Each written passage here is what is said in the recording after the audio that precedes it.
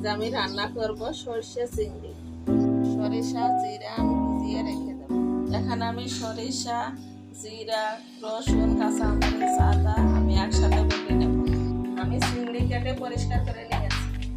হলুদ লবণ দিয়ে এখন ভেজে নেব। কড়াইয়ে দিয়ে দেবো সরিষার তেল। এখন চিংড়িগুলো দিয়ে দেবো। এখন আমি এই চিংড়িগুলো হালকা ভেজে নেব। হলুদ দেবো লবণ।